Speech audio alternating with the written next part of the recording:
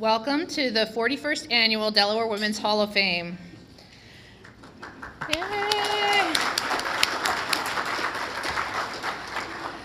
I am Melanie Ross-Levin, and I'm the Director of the Office of Women's Advancement and Advocacy.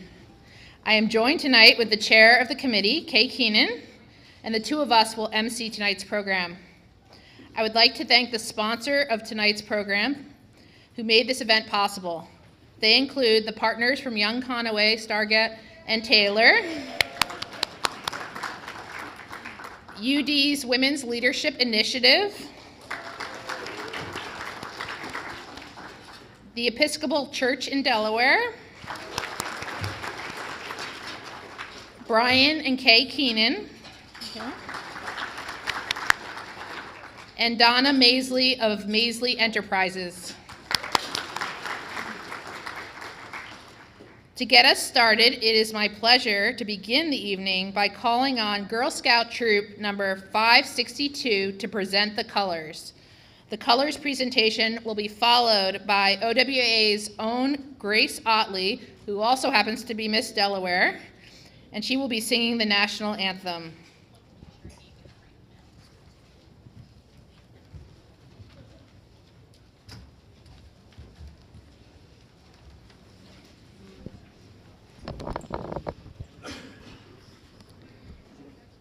Good evening. Thank you for having us tonight. We are members of the Girl Scouts of Chesapeake Bay, Troop 562. Girl Scouts, attention. Color Guard, attention. Color Guard, advance.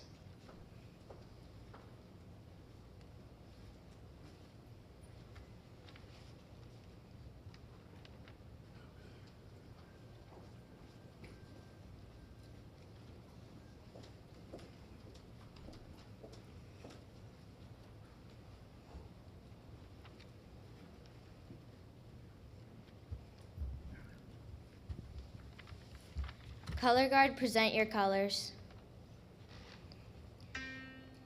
Ladies and gentlemen, please rise for the singing of the national anthem by Miss Delaware, Grace Otley.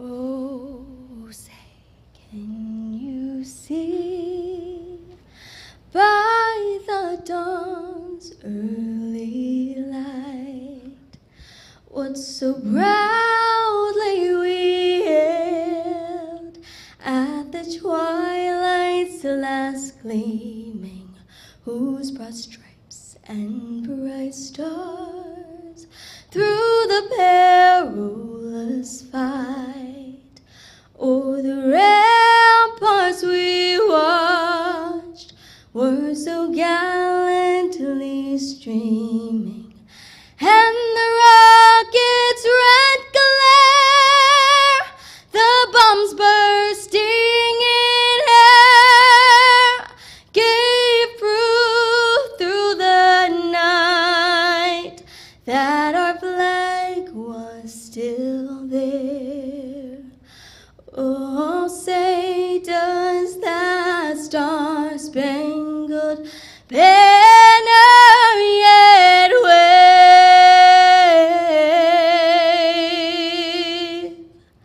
o'er the land of the free and the home of the brave?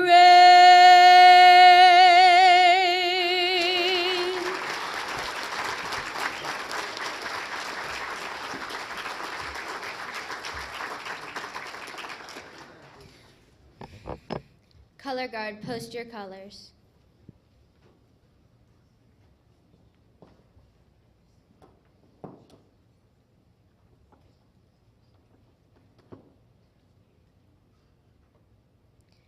Color Guard, dismissed.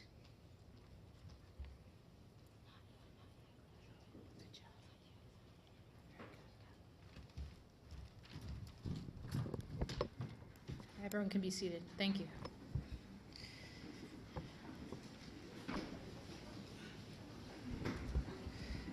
Thank you to Troop number 562. You did an amazing job, and thank you.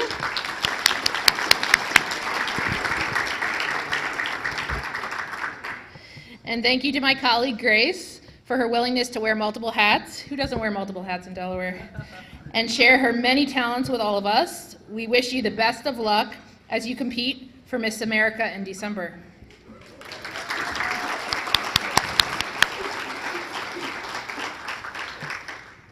We would like to take this opportunity to thank the following officials for joining us tonight. Please rise so you can be acknowledged. Governor John Carney and Tracy Quillen Carney.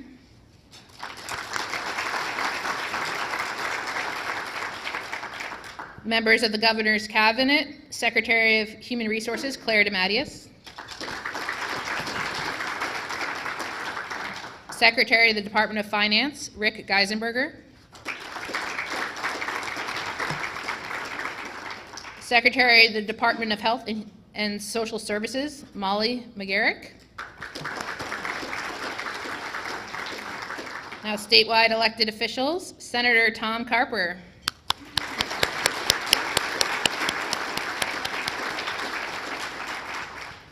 Treasurer Colleen Davis. And I believe she had to leave, but Attorney General Kathy Jennings was also here earlier this evening. And members of the legislature, both past and present, Senator and Hall of Fame member Nancy Cook.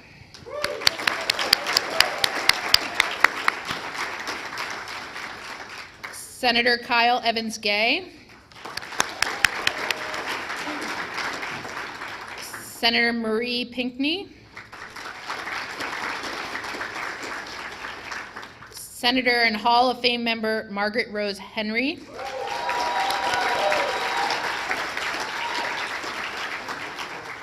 Senator and Hall of Fame member and my first boss ever in 1999, Lyanne Sorensen.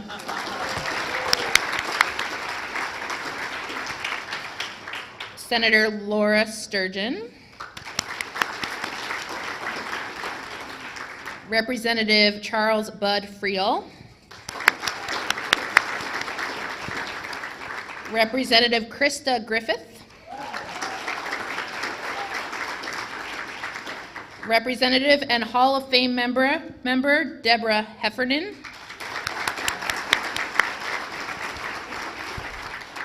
Representative Kendra Johnson.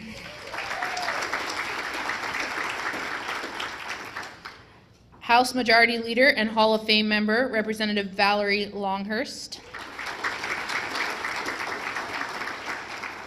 Representative Melissa Minor Brown.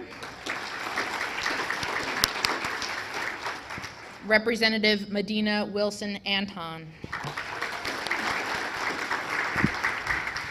So basically everyone, lots of people. So wow, what an amazing showing of support. Let's give them all a nice round of applause. And a special thanks to my Department of Human Resources colleagues that are here with us tonight, so thank you. And I also wanted to mention that we are so pleased to partner this year with the Junior League of Wilmington to collect feminine hygiene products, supporting their Stand Up Period campaign, as you saw in the lobby. The Junior League of Wilmington has done an amazing job not only collecting and distributing products to Delawareans in need, but also raising awareness about period poverty. And thank you to everyone who contributed to today's collection. We appreciate your support.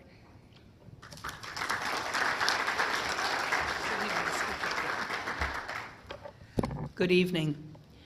I would also like to thank my fellow members of the Delaware Women's Hall of Fame. Why don't we hold the applause till I've named everybody?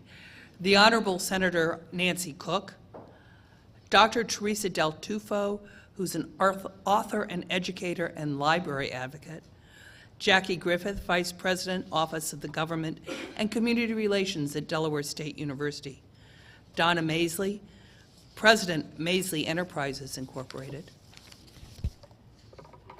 Tara Smith, Graduate Program Director and Instructor of Strategic Communication and Public Relations at the University of Delaware, and the Honorable Senator Lyanne Sorensen.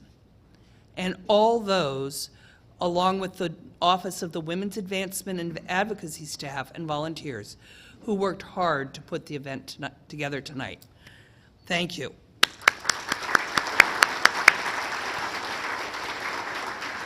And now, while she couldn't join us tonight in person, I'd like to share this very special message from our Lieutenant Governor, Bethany Hall Long.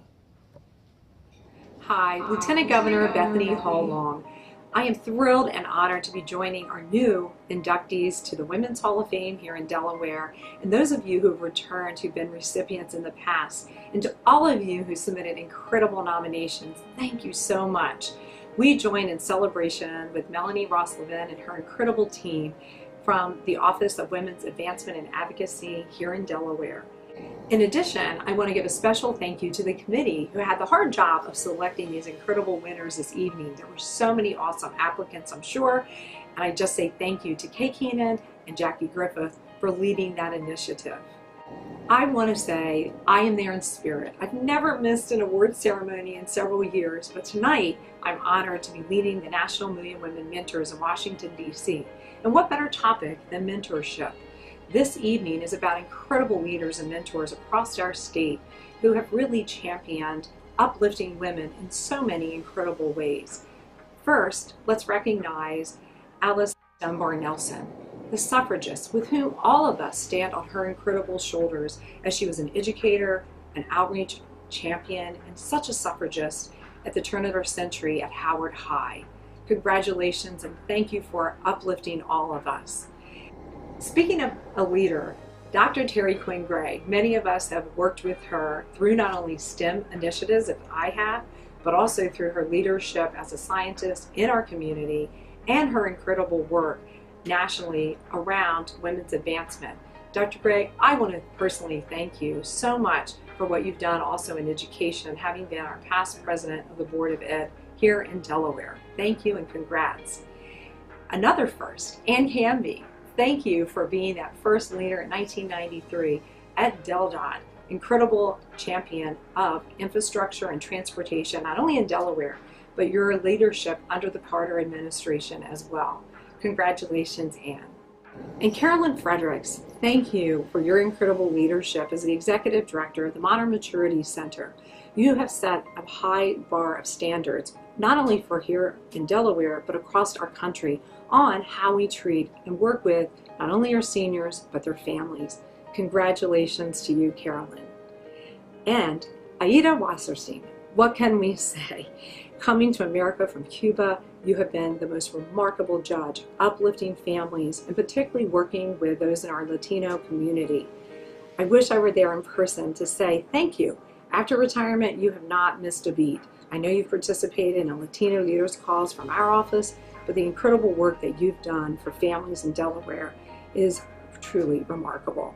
And speaking of remarkable, Iona Holland, what can we say? The work that you have done with education and television, outreach, and for literacy for our children, and working with our state library system has just been top tier. Congratulations to you. And finally, my good colleague and friend, physician Dr. Carol Rattay. As a nurse, I've had the privilege serving on that interview committee that brought you to Delaware. I wish I was there in person tonight to say to you, thank you for always being that quiet champion that's had Delaware's health, whether from our water quality, to our restaurant protection, to animal welfare, to everything when you served as the nation's longest serving public health director. You've done a remarkable job. You really were the face of COVID and protecting us here in Delaware. And I witnessed every day, 365 days, the sacrifice you made to keep us safe during COVID. Thank you so very much to you and your team. And I'll end with this. If you want something talked about, assign it to a man. If you want things done, assign it to a woman. Ladies, congrats. You've gotten us results. Appreciation. Have a great celebration this evening.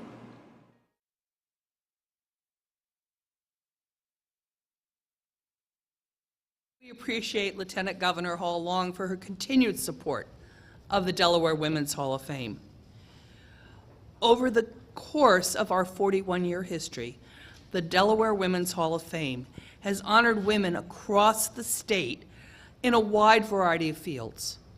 With us tonight, we are blessed with the presence of several of our Hall of Fame members. I'm going to ask them to rise, and again, I'll ask you to hold your applause. Please rise when I call your name so we can be sure to acknowledge you. Some of these names you've heard multiple times already. Senator Nancy Cook, Tanya Cully, Judge Susan Del Pesco, Dr. Teresa Del Tufo, Representative Deborah Heffernan, Dr. Reba Ross Hollingsworth, Judge Jan Jordan, Dr. Annie Norman, Senator Margaret Rose Henry, and Senator Lyanne Sorensen.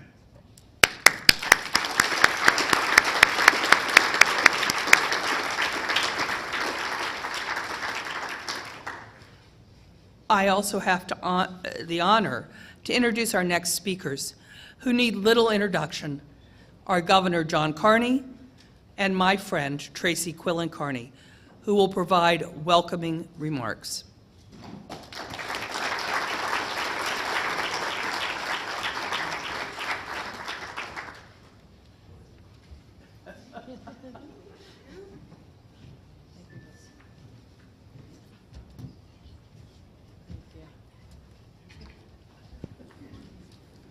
I thought it appropriate to bring this sign up. I'm going to do as the Lieutenant Governor said and yield most of my time to the First Lady. But I'd like to take a moment of personal privilege, if I may, to recognize two of the honorees tonight who I've had the great privilege of working with directly. The first is Ann Canby, who I serve with in the Carper cabinet. And if there's anybody that represents this slogan here, it's Ann Canby, who made history. She made history as the first Secretary of the Department of Transportation here in our state. And she approached her job very differently than all the men who served before her, and even those who served after her, in a multimodal approach to transportation, introduced things like buses and other kinds of transportation here in our state. And she did that in a department primarily occupied by men, including Bud Friel, who's sitting at the table behind her. Ann was fantastic. And the second person that I have to recognize is somebody who I served with over the last, feels like 10 years during the pandemic, Dr. Carol Rattay, who is the longest serving, I'm told, the longest serving public health director in the country. And I got to, quite simply, this woman saved people's lives. She got people to do things they didn't want to do. She gave us the information we needed to make very difficult decisions. She made me close down the bars on St. Patrick's Day, Bud Friel. Can you imagine that? The Irish governor who closed the bars on St. Paddy's Day, true story. But she provided amazing leadership to the state of Delaware, and I know, because I served right alongside of her and did everything that she asked me to do. Well, almost everything. She was just incredible, and I just wanted to congratulate her on being recognized appropriately, my good friend Ann Canby as well, and now I'm going to yield to my lovely wife, the First Lady, Tracy Quillen Carney.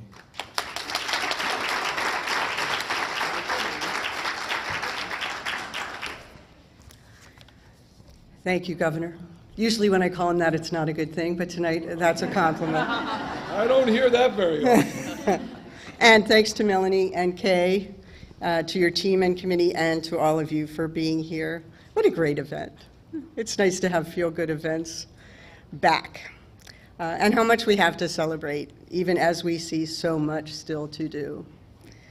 In addition to recognizing the contributions and abiding inspiration provided by the individual honorees, for me, there's a sense of generational connection that deserves to be celebrated also.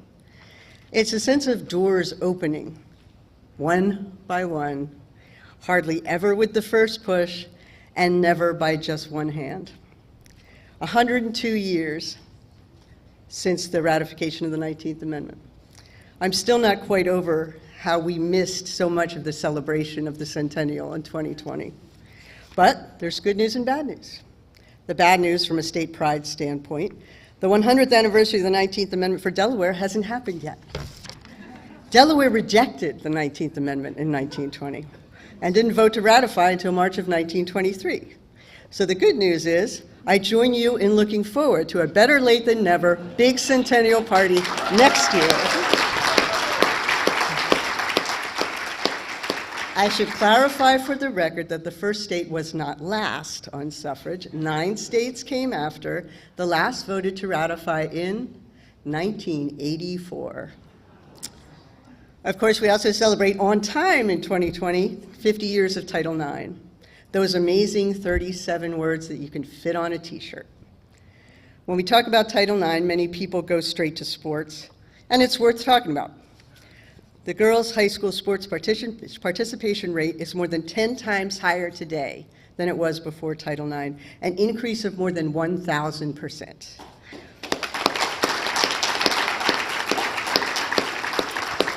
More than 200,000 women now play collegiate sports compared to fewer than 30,000 in 1972. And I myself factor into both of those statistics. And I'm also proud to say, as a somewhat relevant aside, that this year my own high school is celebrating 100 years of girls' sports. But of course, it's a lot more than that. In 1972, women earned 7% of US law degrees and 9% of the medical degrees. Today, it's almost half. Women's participation in career and technical education programs was about, well, none in 1972, and now it's almost 30%. Women used to account for fewer than 1 in 5 university faculty members and just 3% of college presidents. Today, it's 43% of full-time tenured and tenure-track faculty members, 54% of full-time non-tenured track professors, and 32% of college presidents. And I am proud that my sister was among the 32%, having just completed an 11-year term as president of Davidson College.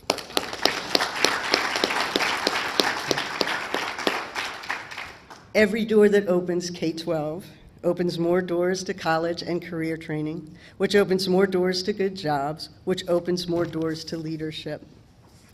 Of course, sometimes open doors get slammed shut again, and we all know that we haven't even touched the last door yet. But thanks to the likes of, and you'll forgive my Quaker leanings in not using titles, the late Alice Dunbar Nelson, Ann Canby, Carolyn Fredericks, Terry Quinn Gray, Alana Holland, Carol Rattay, and Aida Wasserstein, thanks to our honorees, past and present, and to so many of you, we know what we can do. To honor our mothers and grandmothers, to open doors for our granddaughters and daughters, and in the process for our sons, and for our state, and for our country. John is kind of an automatic invitation to these events, but I want to thank you and him for also welcoming me so generously. Congratulations, Hall of Famers all.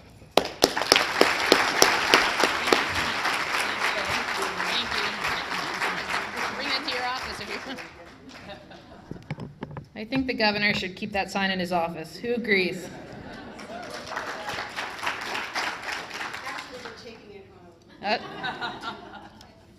That's the thing about printing. We can always make another one, right? So thank you so much, Governor Carney, Tracy Quillen Carney. We appreciate both of you. And many of you know that my office commissioned portraits representing every woman inducted to the Delaware Women's Hall of Fame. As a mom of 2 daughters, it was important that our public spaces showcase the best that our state has to offer, and we can't do that if women are not well represented, literally on the wall, everywhere. And the very good news is that the project continues. With tonight's induction ceremony, the number of portraits in the collection is now 167.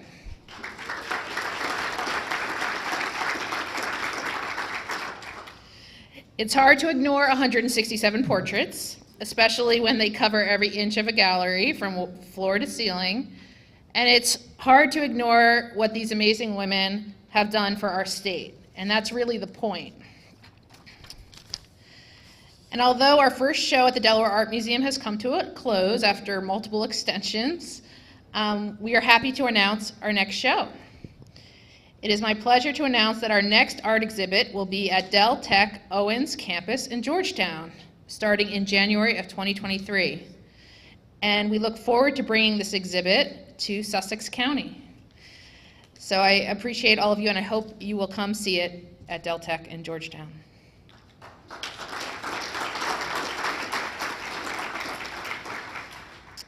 Now for the main event, why we are all here. Our first honoree is Ann Canby, who over a 44-year career in transportation broke barriers and set a path for transformative investment across the transportation spectrum. She was the first woman to lead both the Delaware and New Jersey Departments of Transportation. She led the initiation of automatic toll collection, Easy Pass, expanded regional rail services, strengthened the capital planning process, and pushed for the introduction of new design concepts for Delaware's roads and street to support biking, walking, and transit. And also founded and led the One Rail Coalition, bringing the passenger and freight rail industry together for the first time to expand awareness of the important role they play in our nation's transportation system. Throughout her career, Canby sought to find common ground across disparate interests to push for better outcomes for safety, the environment, and the economy. But this is only a sliver of what she has accomplished. Here is a video that captures even more. Anne is really a legend in transportation, and I mean that in the truest sense of the word. When we think about departments of transportation, half the time they were called departments of highways. They were really solely focused on one mode for one kind of person that was doing, one kind of activity, and you really miss out on the world of opportunities that are available to people. And when we look around at other countries, how advanced their systems are in rail, and Anne was way ahead of her time on this. She was thinking about how to be multimodal, how to make projects work better long before it was in fashion. Actually, Anne rode her bike to work when she was Commissioner of Transportation in New Jersey. That was novel idea, and I don't think anybody before her had ever done that, and certainly no one since her. She is an eternal optimist. She's always pushing. She's just always pushing. I don't know how she did it over the course of her career to stay so positive about meeting the end goal, but something that I say about her frequently is, she's like a river. She's gonna find any way to get to the ocean, and she set her sights on the ocean and took the rest of us with her. And whether, she had to go around or over or under, she was always gonna be pushing us to that end goal. And she doesn't do it loudly.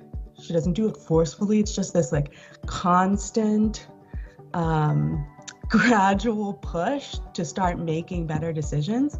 And it's one of my favorite things about her. I think really her lasting impact is the change of the minds of the people that worked for her. That maybe pre-her, it was all, we got to do it one way. It's highway. Everybody get in their cars, let's go home. But I think she gave us a vision and an ability to think outside of that, to say, well, maybe there's a different mix, and like your words, a puzzle, maybe we need to put this together better so that it could work for us now and work in the future when maybe too many people, too many cars just won't work. And for the last 10 to 15 years ran the One Rail Coalition. And the One Rail Coalition is sort of all of the groups that work in transportation focused on rail. And they are frequently at odds, sometimes actively suing each other, lots of times working together, but in the same instance may not be speaking to each other. And Anne she's the kind of person that you would never recognize, but she really held all those voices together, even when they were all going in very disparate directions. her sense of calm and consistent optimism and just eternal push towards the end goal really is sort of shocking at how much success she's had at it. And I think the real kicker about it is everyone loves and respects her. You know, she's not always working in their direction, but they have such intense respect for the work that she has done and the whole body of her work that when she speaks, people really listen and really try to make an effort to figure out how they can come together. And so she is so special in transportation, so special to me, but her legacy will be long and lasting, I am sure of it.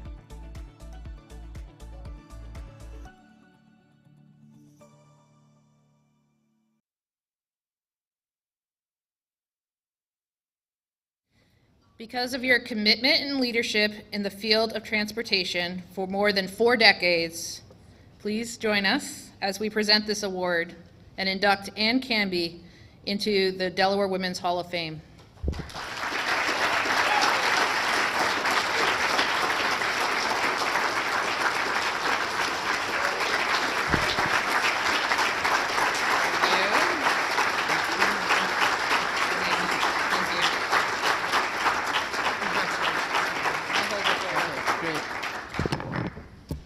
Wow. Greetings, Governor, First Lady. Great to see you here tonight. Senator Carper, thank you so much for coming. Current and former electeds, there's too many of you to go through that list again.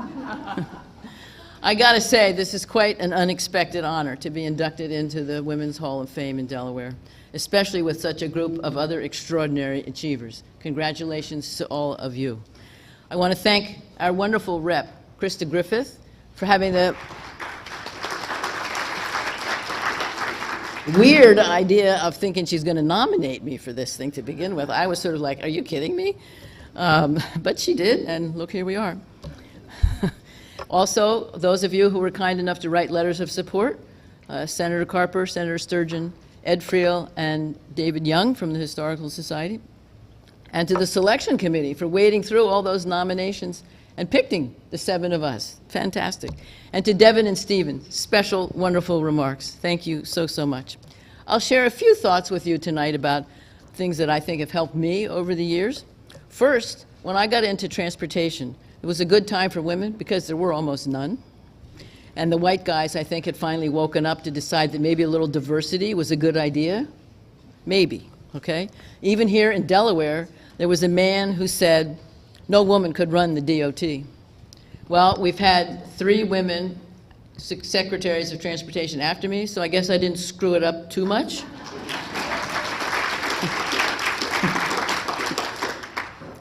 I've also benefited by having a very good network. As a BA in European history, that was not an obvious path to the transportation field. But I did have a good political network, and I leveraged that to get a job in the transportation department in the Carter administration. Then I got to Delaware because a connection from New Jersey called Ed Friel and said, you got to hire this woman to run your DOT. Next thing I know, I'm getting a call from Ed Friel. Thank you, Ed. I've always looked for opportunities because, as you've heard, I wasn't always trying to do just what everyone had always done. So how do you get things done? Leading a state DOT had appeal because Congress had just passed what at the time was thought to be a pretty far-reaching legislation. I don't know that all of us thought that it really was, but it was good. And this, at the state level, you get to actually build things rather than just check off that you've read it and approved it at the federal level. So opportunities you got to always look for. But importantly also is who you work for and who you work with. A lot of totally talented people I've had the lucky to work with who were willing to seize opportunities and take some risks. One was Representative Pete McCloskey. Some of you are old enough to maybe remember him. He was willing to say anything and not give a damn about the aftermath. And there was some aftermath on some of the things he said, I can tell you. A couple of giants in the transportation world, Mort Downey at the US DOT, who subsequently became the Deputy Secretary of Transportation, and Lou Gambaccini at the New Jersey DOT. They've both been key along the way. And then right here in Delaware, there was a governor who wanted to do big things. Working for Tom Carper provided plenty of opportunities. Early in 1993, we met, and he said to me, I want to raise the gas tax. I gagged. I'd been here about 3 months. I had no idea what the political landscape was like. But thanks to some very timely advice from Senator Nancy Cook, she came to me in one day and said, time to have the conversation. She meant talking to someone on the other side of the aisle to get the ball rolling. So that was the last time the gas tax got raised in Delaware. That's shameful in my view, but we'll see. But the gas tax wasn't the only thing that Tom Carper wanted to get done. He wanted Easy Pass, he wanted commuter rail to Churchman's in Newark, he wanted the riverfront. And I would say, without his support and leadership, none of those things would have happened.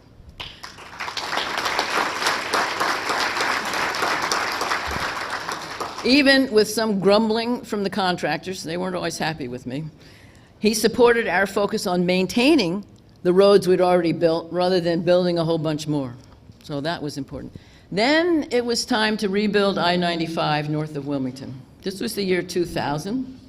We had developed a plan with the public, lots of public input, to close one side of the road, some of you will remember, with no provision for two-way traffic on the other side.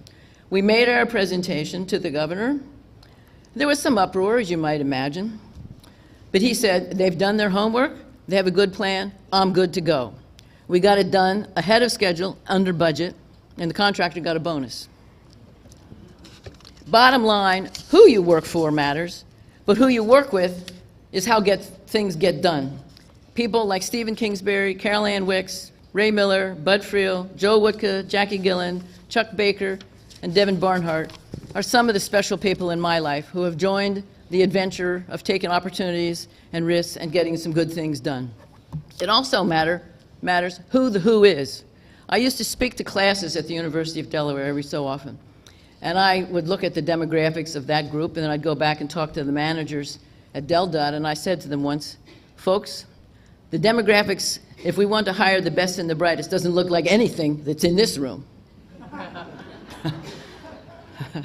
So, next thing I know, there's a young student who shows up after she graduated, I assume, in our planning department. Her name is Shantae Hastings, and she's now number 2 in the DOT. She also is African American engineer. In my days, guys, my point is, you never know when you plant seeds where they may grow, and so just plant seeds.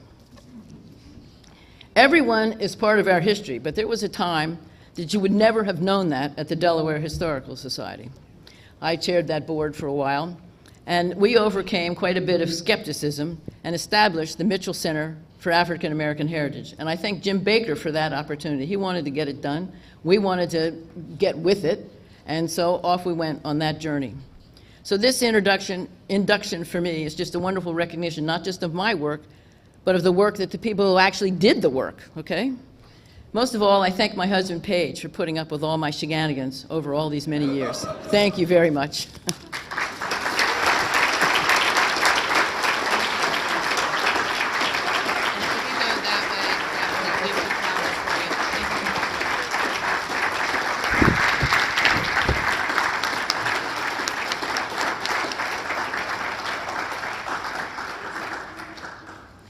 Thank you, Anne.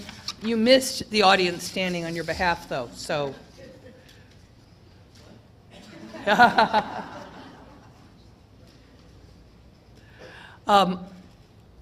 Our second honoree is the late Alice Dunbar Nelson. Alice Dunbar Nelson was a Black woman poet, novelist, journalist, educator, and political activist who shifted American literature and politics in the 20th century.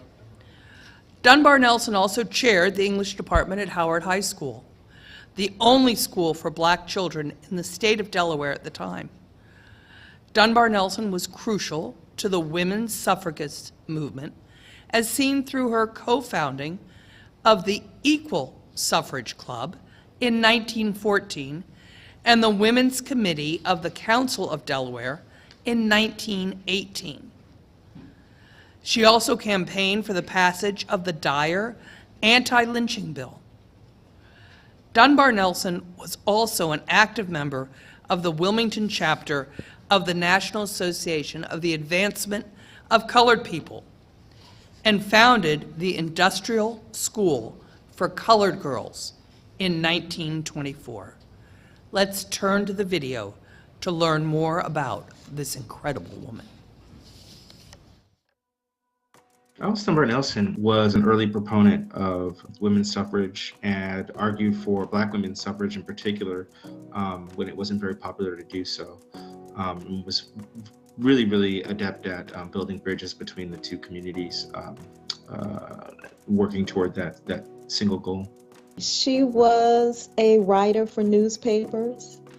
She was an English teacher and activist in the community as well as on the national level. She is one of those trailblazing leaders in the Black Club Women's movement. I think really one of the neat things about her legacy is that she would devote attention to, the art and the artistic productions of Black and white creators, right? And kind of put them on an even playing field within her columns. And so that was very interesting. And she had no qualms about talking about difficult issues regarding race relations in America and putting everything on the table, including the inequities and inequalities in some of the dynamics there, and being honest about the gender dynamics as well. I mean, it's really sort of refreshing to read her columns from the early 20th century to see such a frank and candid voice. She was quite bold, she was quite courageous, and she was an ambitious woman. So if she wanted something, she would try to get it. Many times she would fail, but she would continue and she would work and she would work. So even at moments of sadness and times where we can see how vulnerable she is because she is a woman and because she is a Black woman, she continues to write. She continues to push for the right to vote. She continues to demand, once she gets the right to vote, to demand that the people that they vote for, whether it's the Republicans or the Democrats, because she did switch parties at one point, that they do what they say that they are going to do if she is going to be their supporter. I think it's really important for people to take a deeper look at the history and realize that what's new is old and what's old is new again, and that people have been invested in the work of social justice and the work of racial justice for many, many generations. Alice Dunbar Nelson, among her numerous causes that included anti-lynching and women's suffrage, as we noted earlier, also included, and I've talked about this at length before, resistance to police violence against Black Americans, because she was a victim of police brutality herself, and really used her own case to raise that issue up in the public sphere in DC at the time. So I think it's really important because it shows us that the work that we're doing is grounded in the work that our predecessors have done and that previous generations have done, and that we really do stand on the shoulders of giants.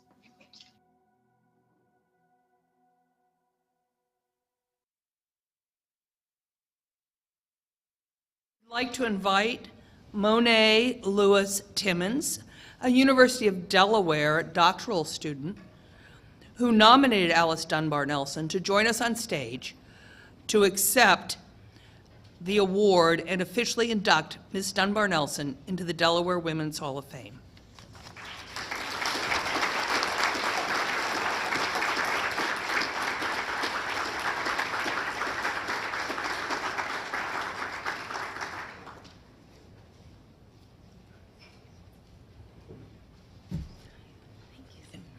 We'll take it back and you can pick it up when you're done. Thank you. Thank you. I'm kind of tall, so. Thank you. Good evening, everyone. Good evening, and thank you so much for being here today. To the fellow inductees, congratulations, and thank you for being a beacon of light and hope for women across the state. It is an honor to accept the award on behalf of the late Alice Dunbar Nelson. When I first came across Alice Dunbar Nelson's life and story, I was in my first year of graduate school. I was new to Delaware, didn't know much about the history of the state, but when I heard about Alice Dunbar Nelson's story, I was immediately intrigued. I spent my first semester in the library archives going through her letters, her diary entries and manuscripts, learning more about her beyond being the former wife of Paul Laurence Dunbar. I learned that she was not only a writer in her own right, but she was also an educator, an activist, a poet, and an advocate of better conditions for Black girls and women. I also learned that, like so many of us, she often doubted herself in her work, questioning whether or not future generations would have the opportunity to learn about her life and legacy. But thanks to the Delaware Women's Hall of Fame selecting committee and selecting her as one of this year's inductees, people will know her story, and future generations will have the opportunity to learn about her legacy. I would like to thank Stu Siegel for telling me about this award and encouraging me to apply after giving a presentation earlier this year in his class on Alice Dunbar Nelson. This nomination would not have been possible without the support of Dr. Ann Boylan, who is here with us today, who helped me gather materials to submit the application. I would also like to thank Dr. Laura Helton for supporting my research on Alice Dunbar Nelson since that first semester of graduate school, along with Dr. Jesse Erickson and Dr. Tara T. Green, whose scholarship and dedication to telling a more complete story of Alice has inspired me to continue this work. I would also like to recognize that this award is not only for Alice, but for all Black women educators, writers, and activists in the state of Delaware, both past and present, who've made a difference. I'd like to end by encouraging everyone to check out the historical marker that is right outside of 1310 French Street, which was Alice Dunbar Nelson's resting home and her last home in Wilmington before she passed. And that marker describes Alice's work as a teacher, suffragist, and author. Thank you so much for having me here this evening, and it's such an honor to accept this award on her behalf. Thank you.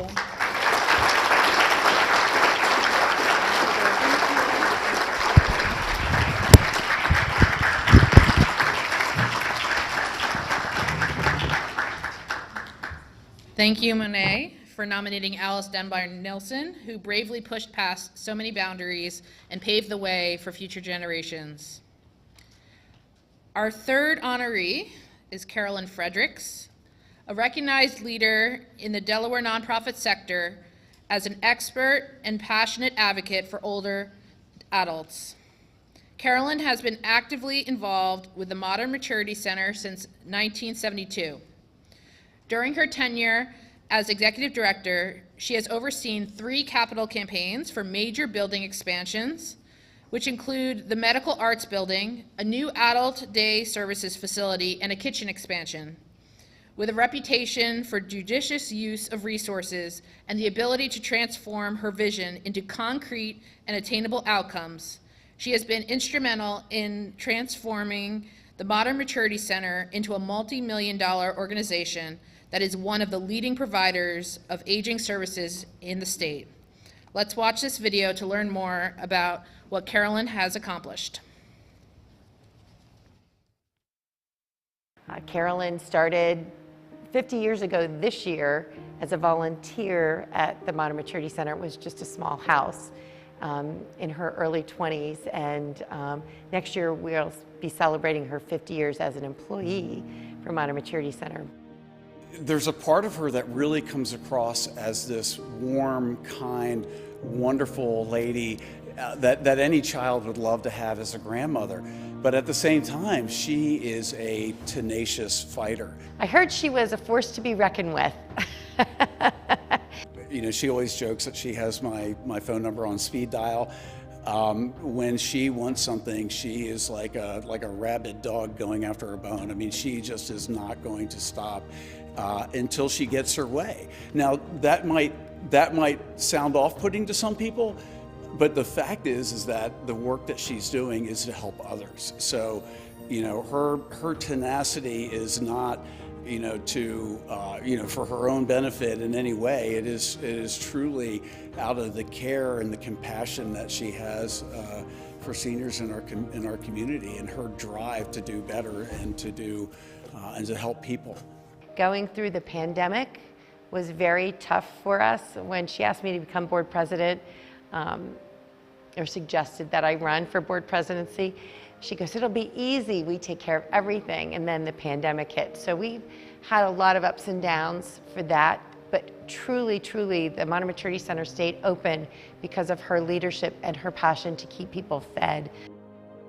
The Monterey Maturity Center provides all the Meals on Wheels for all of Kent County, even all the other senior centers. Our staff and our volunteers came in every single day during the pandemic when everything was shut down and worked to make sure that we had food and she could feed all the homebound people. She got other programs started feeding homebound individuals that weren't on Meals on Wheels, but food delivery. We even went so far as to get dog and cat food delivery for those that couldn't get to the store because of the pandemic. And she was just so resolute about continuing that work because she understood how much people relied on those programs and relied on that food. And her work literally saved lives. I mean, these are some of the most vulnerable people in our community, and she has been their champion for 5 decades now.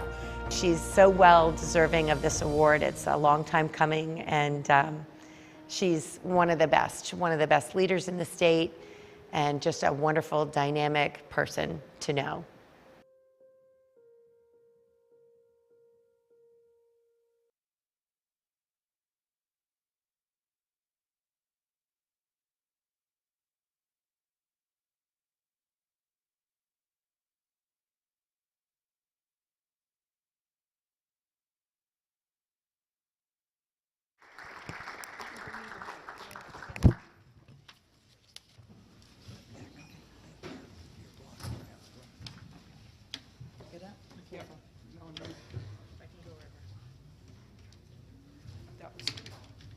Okay, the first thing I want to say is when your surgeon tells you that you need to get a knee replaced, do it.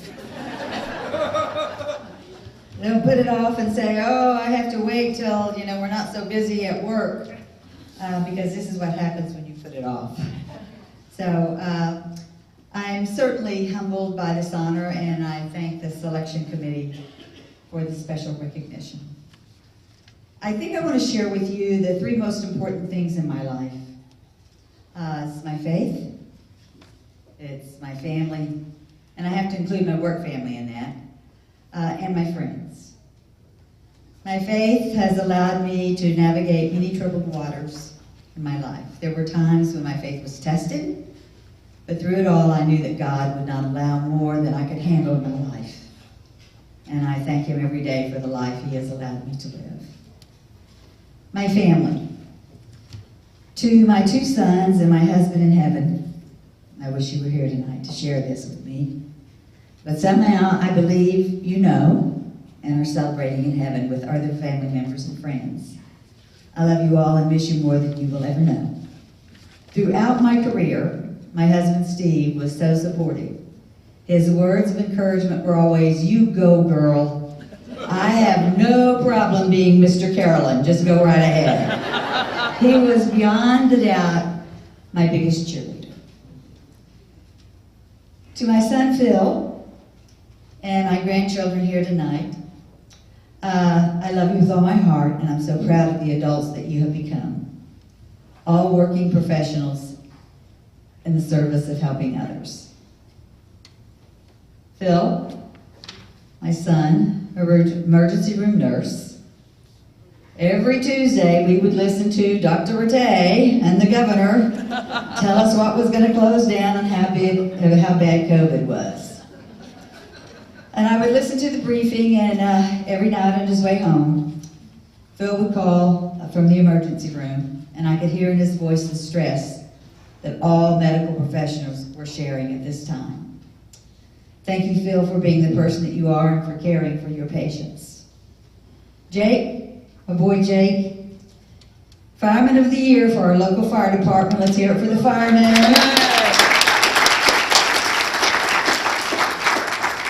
Ambulance driver.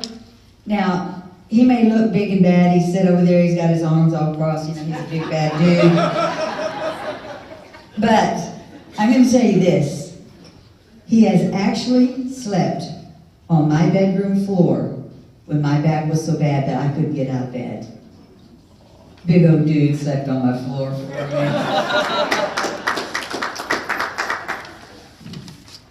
Unfortunately, my granddaughter, Amanda, the scientist, couldn't be with us tonight. She woke up this morning with COVID. So she drove down from Boston to be with us at our gala and to be here tonight. But I got a message from her just before we got here, and she said, I know the party bus is on the road, because we brought the MMC bus, so, you know, but anyway, when I went to hear her do her dissertation for her master's degree, I did not understand a word she said. But I remember thinking, wow, this girl is really smart. And she really is. And to my youngest, dear sweet Nick, the one who doesn't have really too much to say about anything, but he's always checking to see if I need him to do anything for me or for his other grandparents. All of you have been a part of my journey, literally. Either working at the center, part-time as a teenager, or helping with our shows or fundraising events. Thank you for everything you've done for me and for the Modern Maturity Center. My 4 favorite words, love you, Mama. And I actually hear them a lot, even from the boys. My work family, and they're here tonight. Stand up, work family, come on.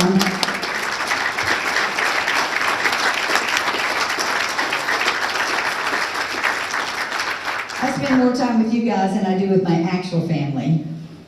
You're the group who has helped me throughout my career. You have seen me on good days and bad days.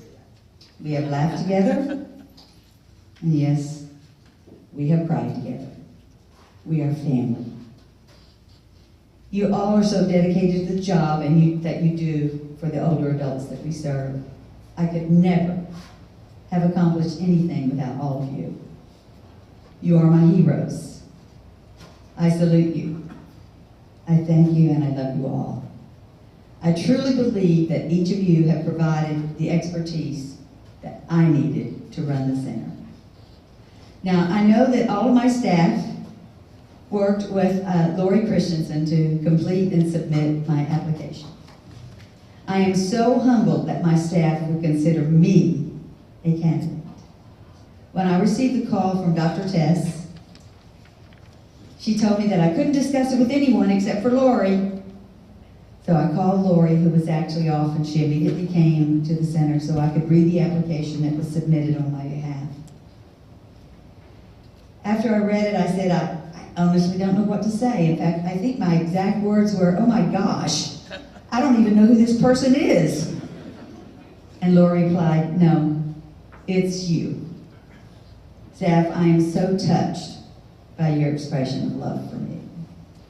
My friends, I've been blessed by having so many wonderful friends. People I can call to blow off steam or discuss a bad day, especially my board of directors. I don't think I ever made a program suggestion where they said, are you crazy? Even when I wanted to do speed dating, and yes, we did it. And yes, we had some couples, and yes, some of them are still together. But, you know, I just felt like I had their total support. And when we had to change during the pandemic, that's what we did. We packed boxes, we fed people. The division told me, I don't care what you do, just feed them. If they're hungry, feed them. We normally feed older people, but in this case, we fed everybody. If the family was hungry, we fed them.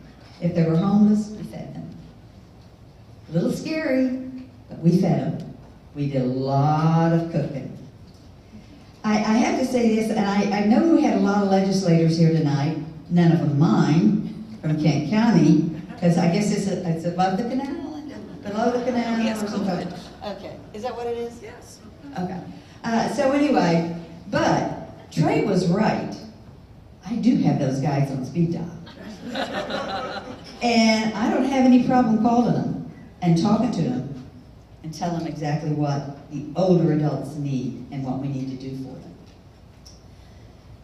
My story, well, 52 years ago, I moved to Dover. I was a young mother and I had a dear, sweet, elderly neighbor. Her name was Miss Smith. I would check on her most every day. And it was during one of those visits she told me about a house on Bradford Street that could probably use a volunteer like me to be of service to older adults. Well, I did exactly that, and it turned into a labor of love and a lifetime of service to others. For 50 years, I've been doing a job I absolutely love. Not many people can say that. I love the people. I definitely love my staff. It has been my honor and my privilege to be of service to the older adults of Kent County. Thank you so much.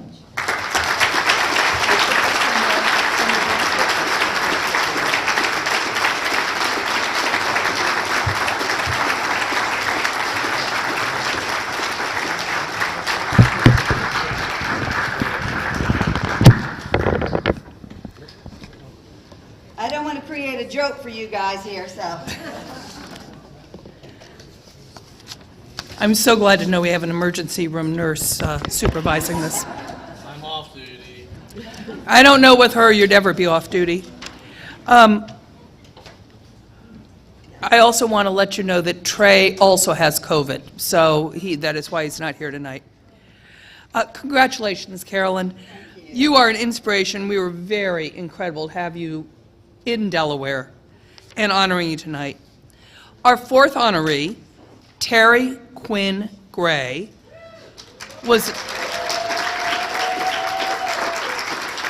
clearly needs no more comments about her, was nominated by Representative Deb Heffernan, who is a member of the Delaware Women's Hall of Fame, as you heard earlier. Terry is a seasoned professional with more than 20 years of technology experience.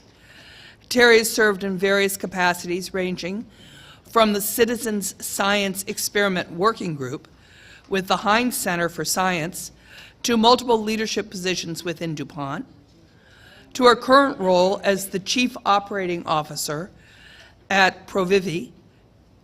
Dr. Gray has a big picture mindset.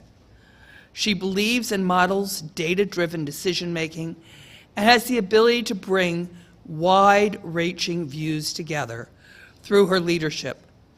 She believes in lifelong learning through diverse educational experiences and uses her strong leadership to empower others to execute with excellence. Dr. Gray served as president of the Delaware State Board of Education for 8 years and co-chairs for Delaware STEM Council from 2012 to 2018. Terry is an active locally and nationally in the Episcopal Church. Let's watch to learn more about Dr. Gray's incredible accomplishments. I'm probably not alone in feeling like Terry is my friend, but I felt that way long before Terry probably felt like she was my friend, right?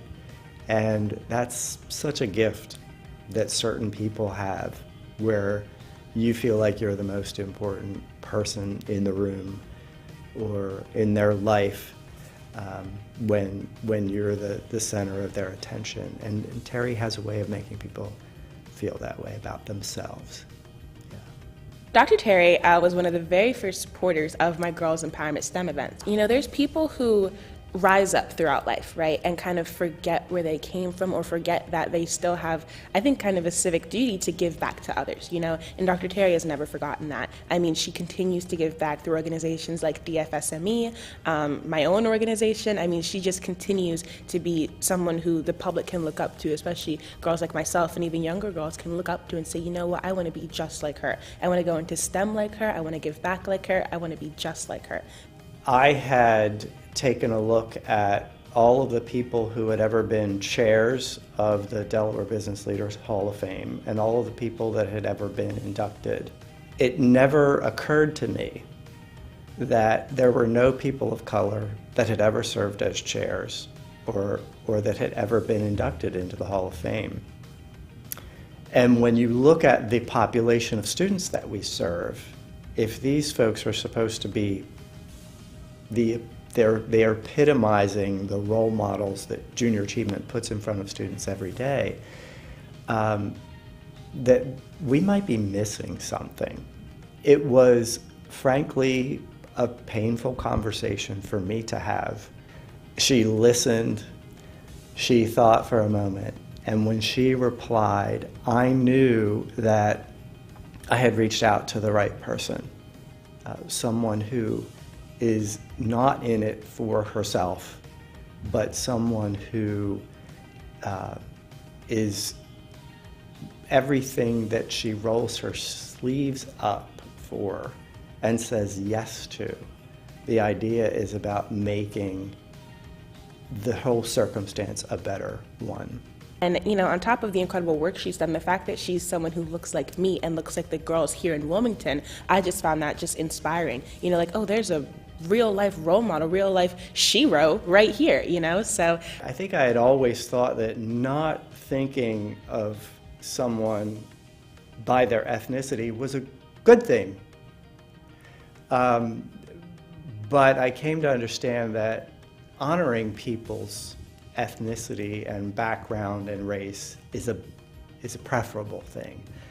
And she really helped me and my organization to find a way to interact with the community in a way that, instead of being colorblind, to embracing color, you know, in all of its definitions and nuances, and honoring that. I would say personally, Dr. Terry's legacy will be just imparting the wisdom and knowledge that, you know, girls like me, and girls even younger than me can go into STEM, because it can be so easy to believe that we can't, excuse me, when all you see is, you know, to be honest, just white men in STEM. That's the majority. I would say that's pretty, when you think of a scientist or an engineer, you think of a white man, you know? And I want these girls to think of someone like Dr. Terry. I want these girls to think of like someone like me, you know, and know that they can also go into this field. So I think Dr. Terry's legacy will be one of just inspiration and being a role model for people like me.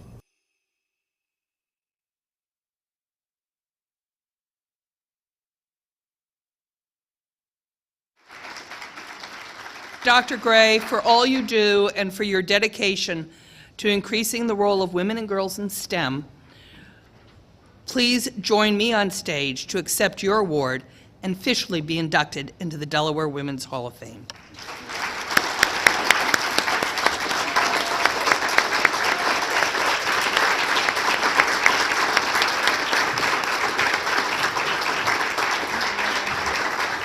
You go for it.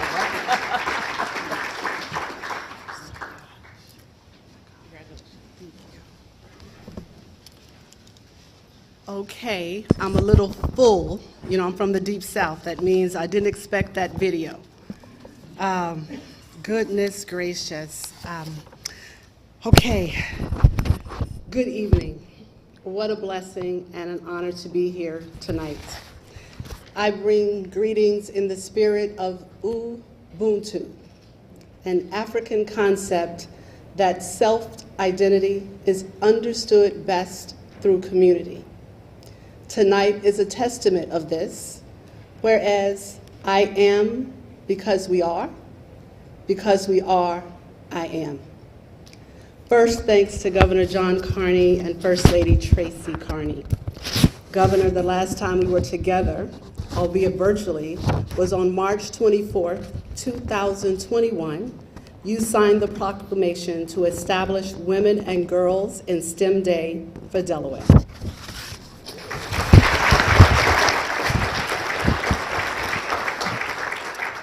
And who was the brainchild of that? Not me.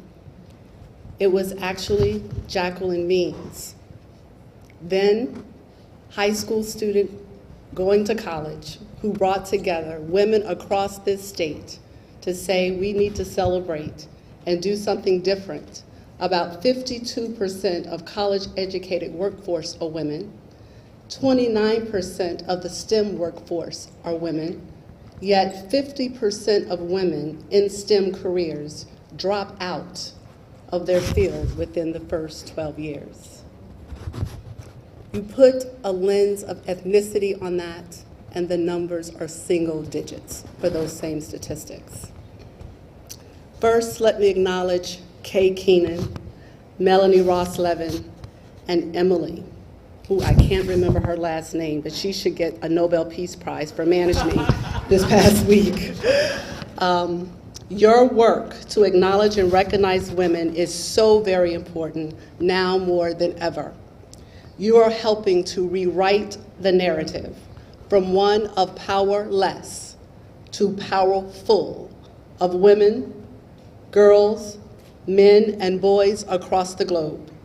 We should all expect greatness rather than be surprised by it. This is what tonight is all about. That said, Anne, Alice, Carolyn, Alona, Carol, and Aida, congratulations.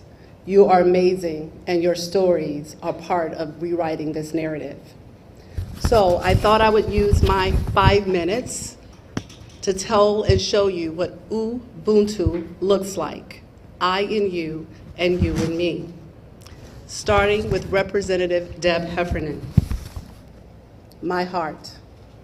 The fact that this nomination came from you means the world to me.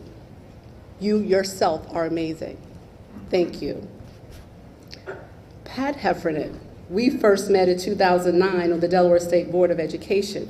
We have war scars and laughs for the fight for all children across this state to be reading on grade level. Thank you. Donna Johnson Geist. Again, my heart. You are one of the most kind and smartest people I know. You have always made me better than I intended to be. Congratulations to you and Robert, newlyweds. Let's give them a hand.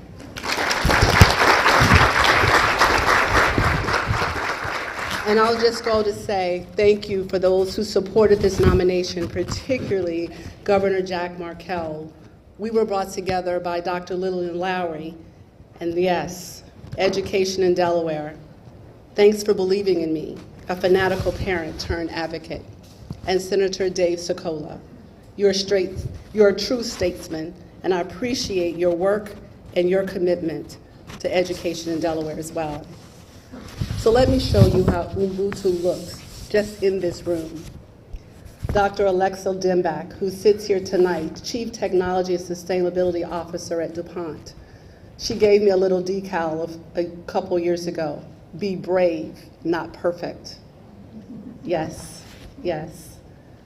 Disa Burton and Lassie Freeman, I think at table 10. These powerful women are leading Zip Code Wilmington, transforming lives in 12 weeks with careers in coding. Joanne and Jackie Means, mom and daughter power duo, right? STEM, tenacity, grit, and commitment. Dr. Randy Gushel and Feisler de Ortiz. Dr. Rita Vasta, who I think has left.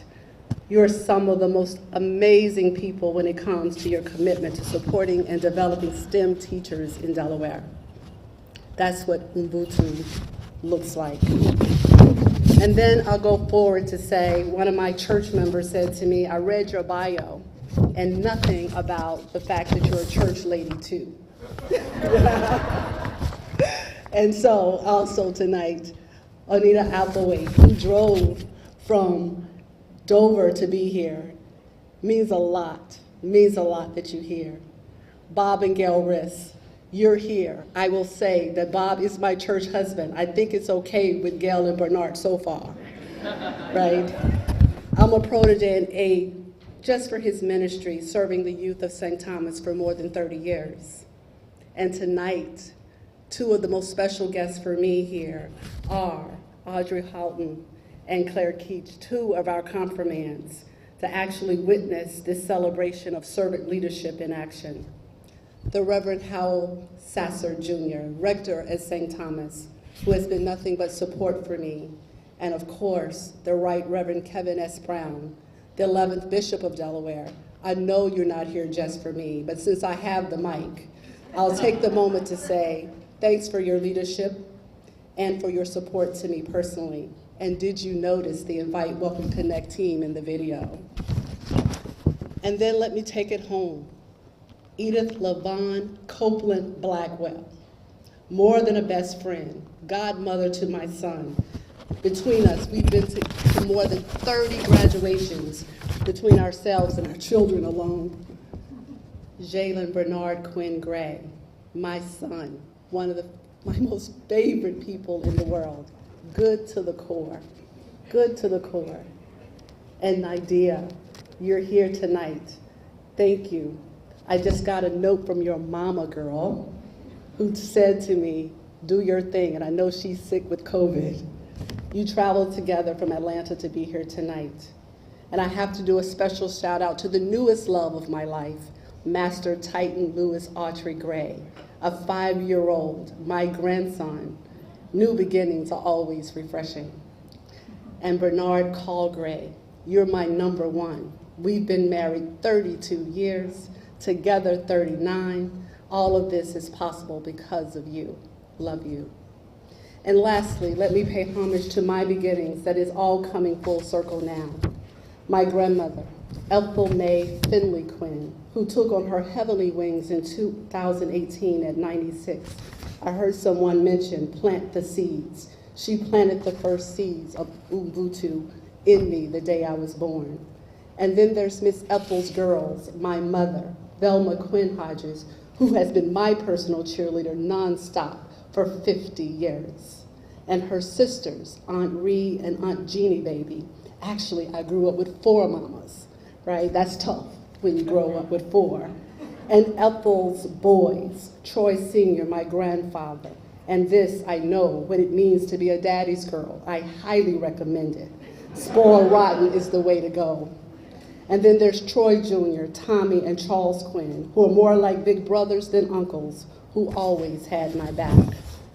And to Ethel and Troy's grandchildren, I'm the first. I thought the favorite. My cousins, I share this honor with you, our family. I am because we are. Because we are, I am. And I thought I would just leave tonight with just a small quote from a book, Ubuntu, by Michael Battle. And it says, the lesson we learn from kindergarten children is that our primary relationships are not determined rationally, biologically, culturally, even logically. They are not determined in competition. In our individual consciousness, we cannot see ourselves as primarily white people, black people, Irish people, women, men, low income, high income, gay, straight, conservative. Ubuntu reorients our vision. In our individual consciousness, we must learn to see self in the other, the greatest other being God. Thank you.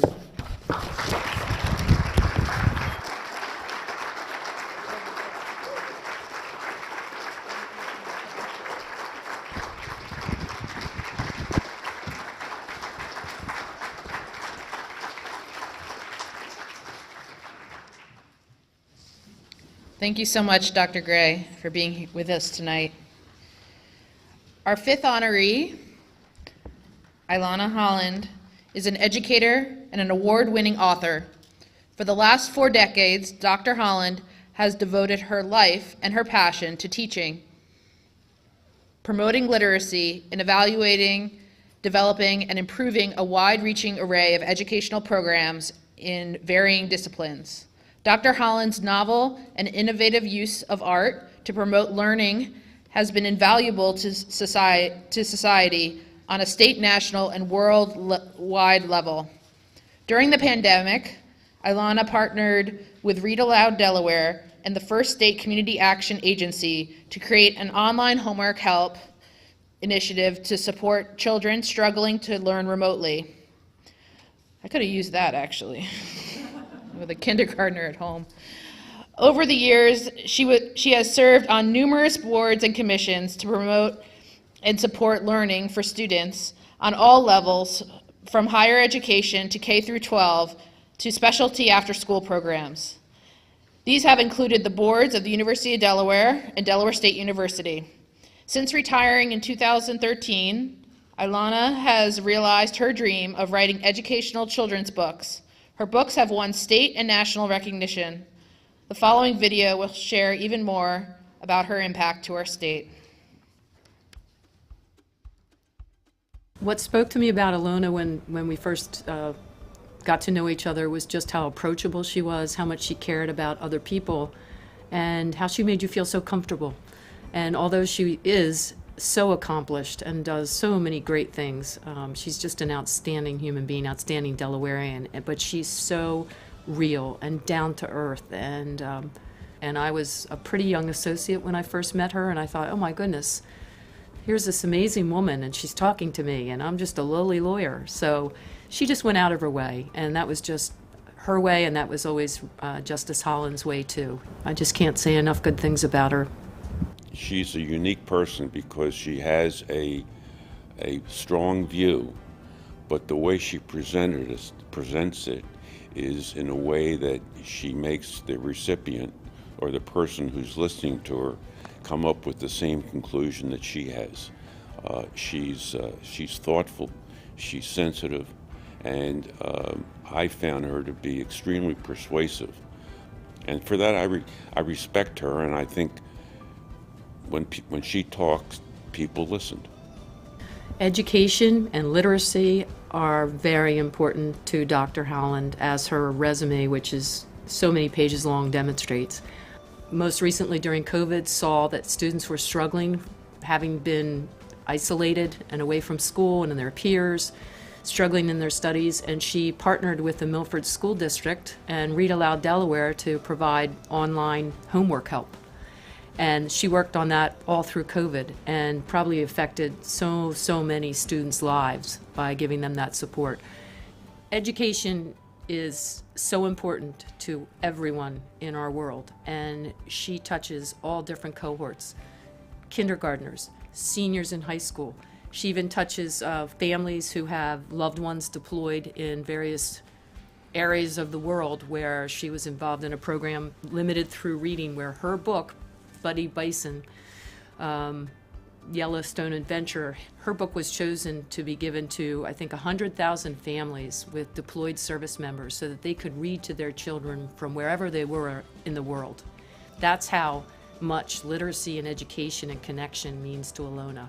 But it also shows her love and her love of children and her compassion for all people. In anything she touches, she has a positive impact on. I think, in my view, she has made, the work that she has done in the state has made the state a better place to live and to work and to study, based on the influences she has had in terms not only educational issues and improving the quality of education for those young people in the state, but also the quality of life for many Delawareans, many of whom don't know Ilana, but in my view, she has touched them in many positive ways.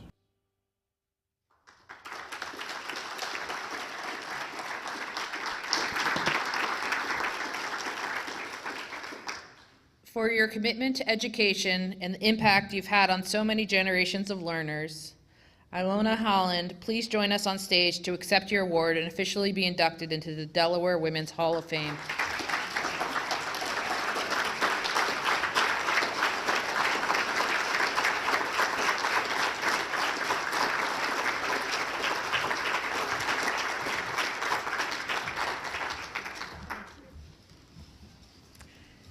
Good evening. Governor Carney, First Lady Tracy Quillen Carney, and distinguished guests. I would like to thank the committee for this honor and all who wrote or spoke on my behalf. I deeply appreciate the opportunity to be a part of the incredible legacy of the Delaware Women's Hall of Fame. In my few minutes, I would like to address my granddaughters who are sitting right here in this room. Chloe, who is 12, and Rory, who is 15, and all the young people, and I do see others, who are here with us tonight. I would like to highlight for you 4 characteristics of the women who have been recognized over the last 40 years in this wonderful organization of the Delaware Women's Hall of Fame. The first characteristic is that most of these women have been fortunate to have role models.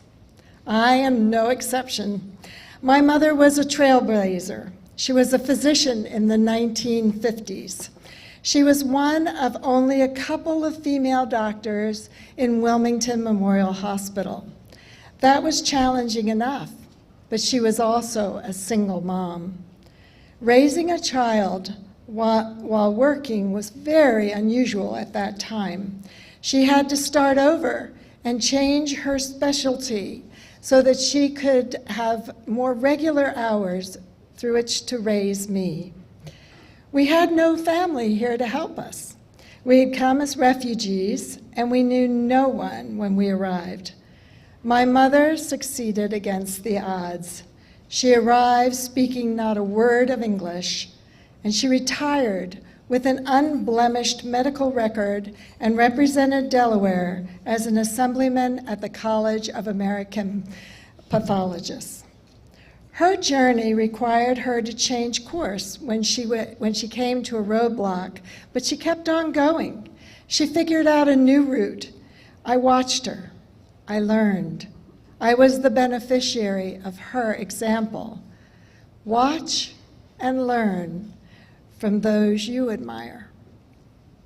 The second characteristic is that these women never gave up.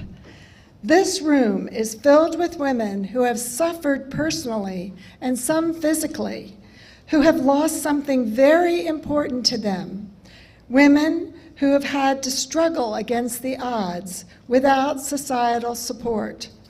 Women who were told they could not succeed, yet they have all succeeded and made their dreams come true.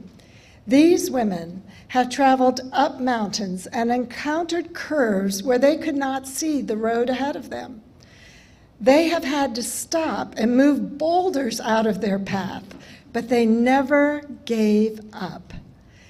They knew the only way to accomplish their dreams was to hold on to them and keep trying. Your dreams, too, can come true. Fight for those dreams, even if it means you have to struggle and it is difficult. Don't give up. Third, many of these accomplished women understood that it's okay to ask for and to accept help. None of us in this room have accomplished dreams without help. To demonstrate, I'd like to ask for a show of hands from all the men and women here. How many of you have had someone help you attain your goals along the way? Keep your hands up, and girls and young people, look around. Everyone has their hand up. Thank you. As I mentioned, my mom was a doctor, and that meant she had worked long hours. The hospital helped us by allowing me, as a 6-year-old, to have my meals with the doctors in the doctor's dining room. That was unheard of at the time. Children were rarely welcome in doctor spaces. My mom couldn't come home and cook for me. She wasn't even in the dining room with me on many evenings. As a medical resident new to this country, she didn't have money and she needed help. The hospital helped us by collectively watching over me at mealtimes and feeding me. Your dreams should be big, and big dreams need support. The road for your life will not likely be straight, and sometimes you will need help getting yourself around the bend. Don't feel that you are less if you should find you need help. Seek and accept it, always with grace and gratitude, and keep going. Finally, these women all know the importance of passing on the gift of kindness. That's why we are here tonight. All of these women have passed on their goodness. They have looked around and identified ways, excuse me, oh my goodness, sticking, wouldn't you know, always. Ways in which they could help others. It is through caring and doing for others that you will find the most gratifying paths in life. I think each of us here could tell you a story that made it all worthwhile for us. Ironically, most of these stories are quiet stories and lacking in any form of fame or fortune. Yet these quiet stories, these behind-the-scenes stories, these sometimes untold stories, are the ones that change lives. These stories make the world a better place, one person at a time. These are the stories I wish that you one day will be able to tell. If you embrace these principles, you will experience incredible personal rewards. You will make a difference, and you too will find a place in someone's Hall of Fame. Thank you to all, especially my dear beloved husband, Randy, who have helped me along the way. This award is for all of you.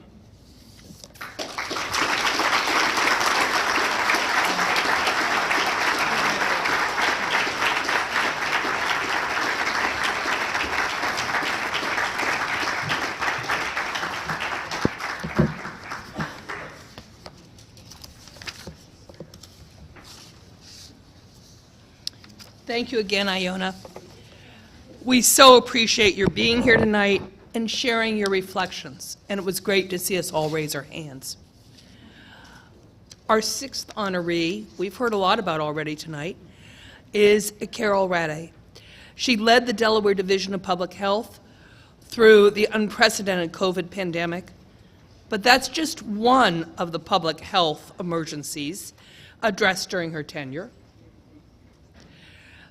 As a longtime serving public health director, thank you, Melanie, Carol spent 13 years leading Delaware Public Health's response to outbreaks such as H1N1 and tuberculosis, preparations for the possibilities of Ebola, and the Zika virus. Being on the forefront of Delaware's response to the opioid epidemic, as well as the reducing infant mortality and cancer mortality rates. Through her career, Dr. Rade has been a strong supporter of the social determinant of health, housing, transportation, education, as a way to improve Delaware's overall physical, mental, and emotional health. Dr. Rade has dedicated the past 5 years to building an infrastructure that could stay focused in addressing those drivers of health, where people live, go to school, play, and pray, that exist outside of the clinical world and contributes to the poor health outcomes inequities. Throughout the Delaware state budget process, Dr. Rade helped to secure $1 million each year over the past 2 state budgets to invest at the community level. Let's watch this next video to learn more about her incredible efforts in our state. First of all, Dr. Rattay is an incredible leader. She has provided just that solid leadership through one of the most difficult times in the history of the state of Delaware in responding to the COVID-19 pandemic. If I think of all the leaders in our state, Dr. Rattay really comes to the top, rises to the top in terms of her ability to inspire confidence in the people that she's leading, to get others to work hard and to be productive in their jobs, and most importantly, to communicate with the public. When you're talking about a public health crisis, as we were with COVID-19, you need a tremendous leader like Dr. Rattay to help us get us through it. When Dr. Rattay came into the Department of Health and Social Services, it was at the onset of H1N1. And, you know, she really hit the ground running. She had to deal with Ebola as well here, you know, when we were concerned about what might transpire. And I thought she was just so well prepared then when we were hit with the pandemic. I thought she worked, you know, very closely with Governor Carney, ensuring that the public knew at every step what was occurring, not just here in Delaware, but across our nation, interpreting information that was constantly, you know, changing and very, very fluid.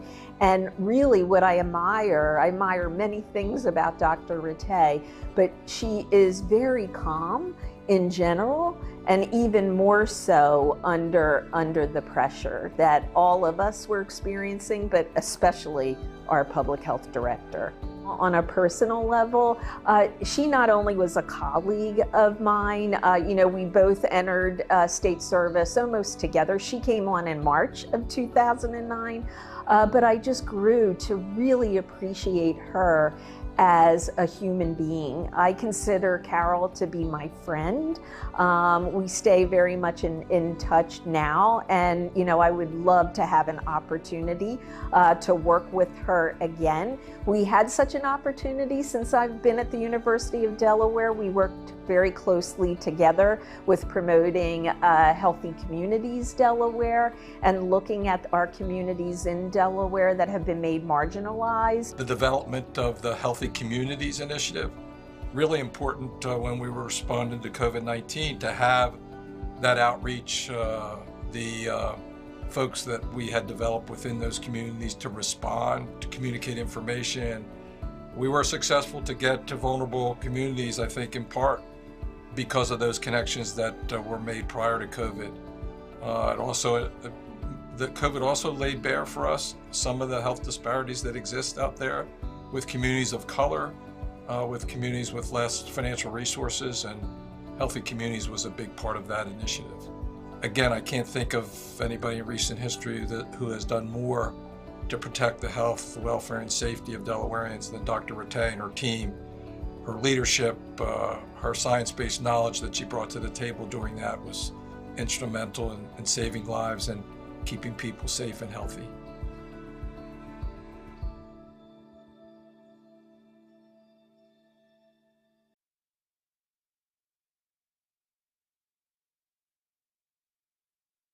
For your outstanding leadership and vision for a healthier Delaware, please join me on stage to be inducted into the Delaware Women's Hall of Fame.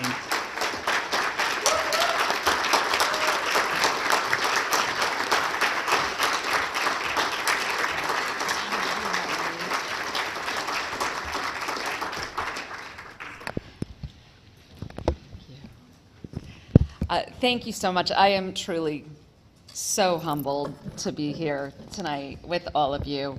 I want to thank the selection committee. Really, it is truly such an honor to be with you tonight for this celebration, and a tremendous honor for sure to share this evening with such incredible women. I am so full of gratitude for the supportive people that I have shared my journey with throughout my lifetime. And I'm here tonight because of my incredible village. I'm grateful that somehow I have this drive, this innate drive, I think, to want to do my part to make the world a better place. And you may see me regularly wearing this Benedictine blessing bracelet, which reminds me of the God-given mission to make the world a better place. And for me, this drive has been inspired and shaped by the amazing people in my life. And as we all know, and Alana just said, nothing meaningful in life is accomplished by one person. So I want to start first with those most directly responsible for my being chosen for this honor.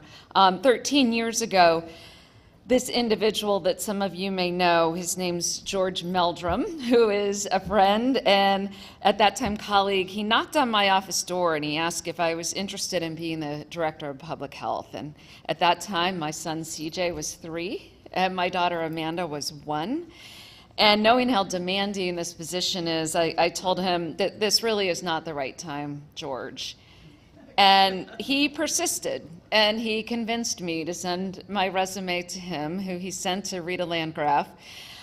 This was followed by my meeting and being interviewed by 4 individuals. At that time, Secretary Rita Landgraf, Deputy Secretary Henry Smith, both who I think are watching tonight but unable to be here, DPH Deputy Director Crystal Mincer, and at that time, Dr. and Senator Bethany Hall Long. You all were strangers to me at that time. And since that time, you're all individuals who I dearly love and am so grateful to have in my life. In 13 years, you have mentored, taught, and guided me and supported me in many, many ways. Together, we have consistently striven to do what is right for the people we serve. I am so grateful that you all gave me the opportunity to lead the mission-driven team at the Division of Public Health. I am so incredibly proud of this DPH team and the way they always step up and give it their all, even when the challenges seem overwhelming. We accomplished a lot, and I'm so proud of what we did to improve public health as an agency and to improve the health of our residents in cancer, infant mortality, unintended pregnancies, the addiction crisis, and so much more. But it really was the pandemic that brought not only the greatest challenge, but the greatest response from this amazing team for more than 2 years. As our good friend Greg Patterson said, humans are not designed to work that hard in that heightened state for that long. But the employees of public health, the public health family, never wavered in their dedication to create the best possible outcome for our state and its people. They overcame so many obstacles, and even as they were mentally and physically exhausted, they kept going, and I'm just so grateful.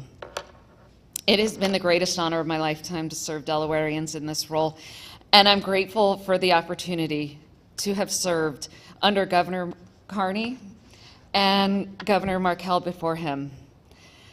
Governor Carney, I will forever be grateful that you were our governor during this pandemic, and it's not me alone who feels that way. Thank you for respecting the science as you balanced health and safety with securing our economy and our children's education and so much more. This was not an easy job.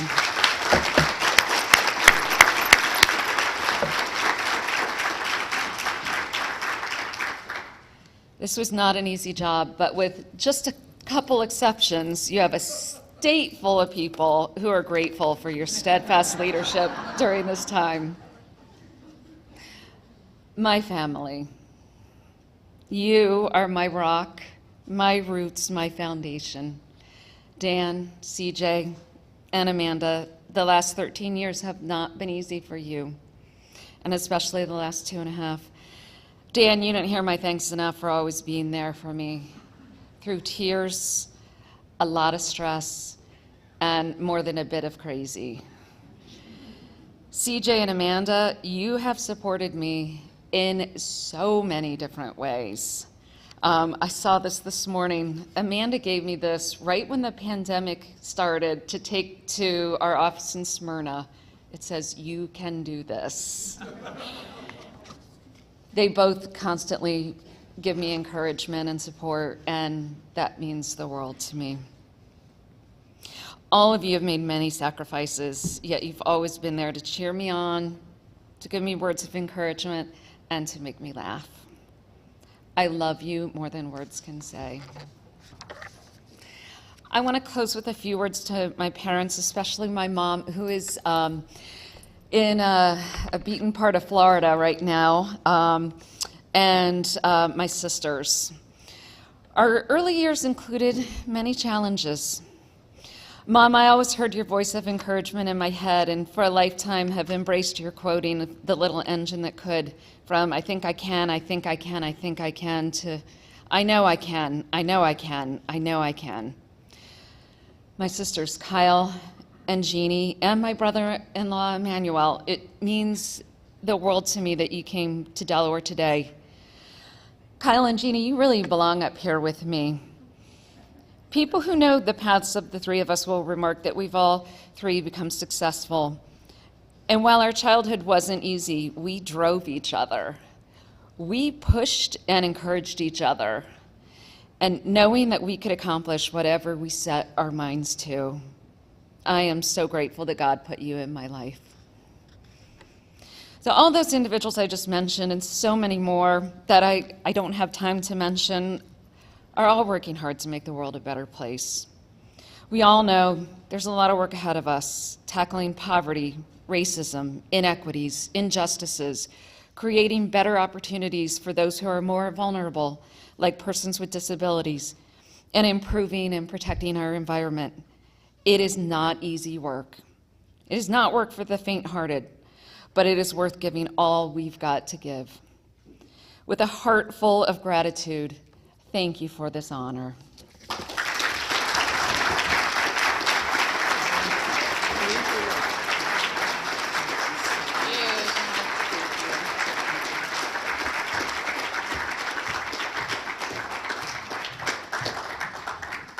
Thank you so much, Carol.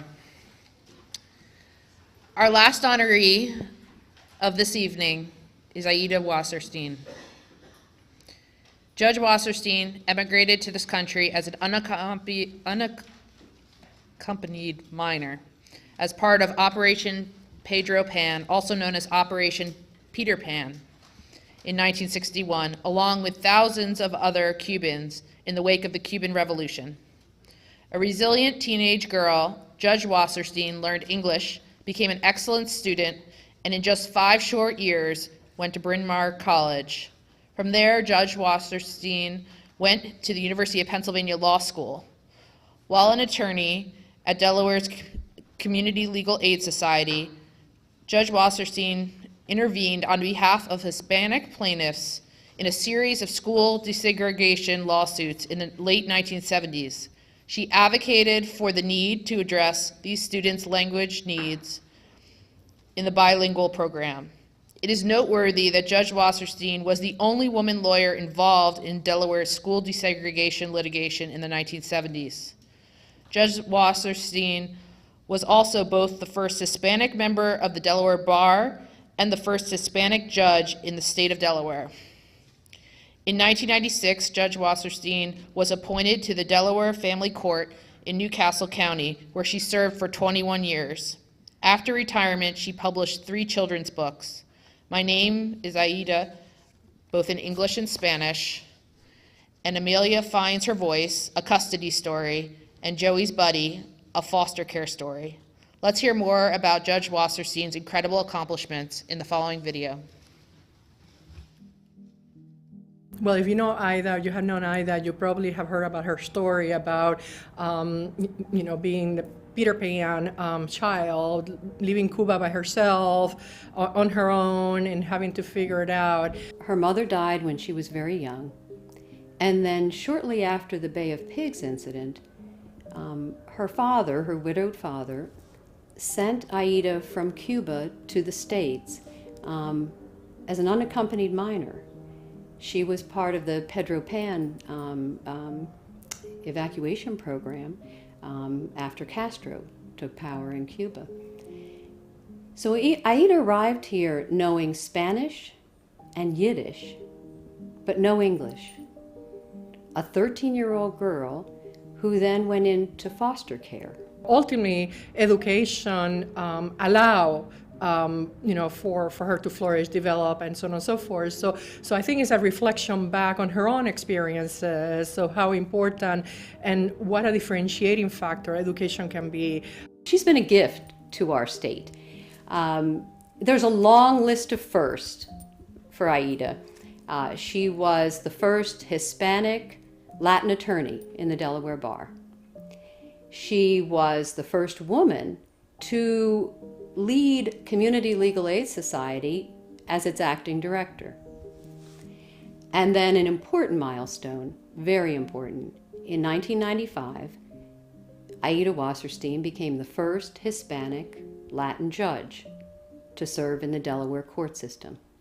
Was not only about figuring it out and ultimately being professional, successful both professionally and personally, but also taking the notion of how can I now, with what I've been able to do, what I've been able to accomplish, give back to the community, and also the focus around those marginalized communities was having a passion of hers as well. We met because we started working on sort of coming up with ideas about how to better help the Hispanic, the Latino population in Delaware. A spin-off of that later on was also Aspira Academy, which is a charter school that have emphasized dual language and biliteracy.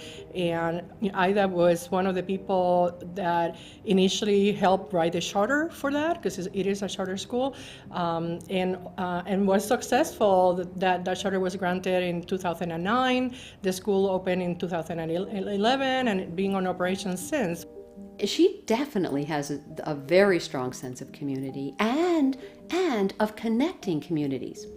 For example, when I mentioned to Aida some of the issues we're dealing with in my work regarding human trafficking, she very quietly but effectively has connected me with the Multicultural Judges and Lawyers group, and is now planning with Hadassah and the Jewish Family Services a program on sex trafficking that will be held in December.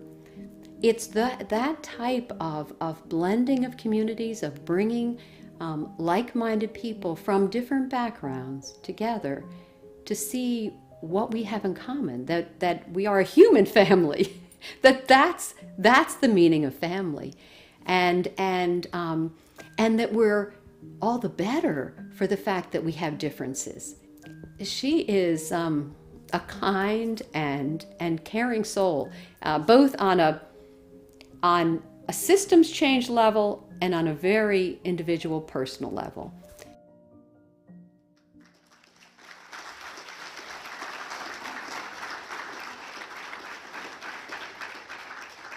Aida Wasserstein, for always using your experience for the greater good and for touching the lives of so many here in Delaware. We'd like to officially induct you into the Delaware Women's Hall of Fame.